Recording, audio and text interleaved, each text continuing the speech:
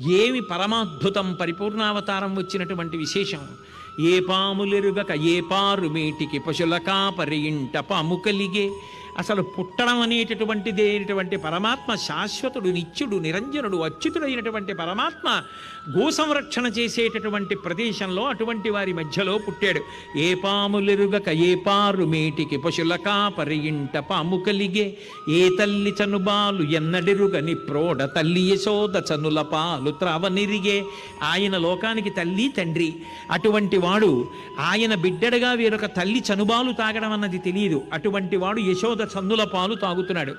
అటువంటి వాడు మహానుభావుడు. ఏ కర్మయును లేక వెలయునొక్కడికి నిజాత కర్మంబులు సంభవించే. ఆయన కర్మ చెయ్యడం అన్నది ఉండదు. ఎందుకని అంటే ఆయన కేవలం సంకల్పం చూపుల చేత చేసేస్తాడు. అందుకు కదా పోతన గారు శ్రీకైవల్య పదంబు చేరుటకునై చింతించదన్ లోకరక్షైకారంభకు భక్తపాలన కళా సంరంభకం దానవోద్రేక స్తంభకు కేళిలోల విలస దృగ్జాల సంభూత నానా కంజాత భవాండ కుంభకు మహానందాంగన ఢింబకున్ అంటారు.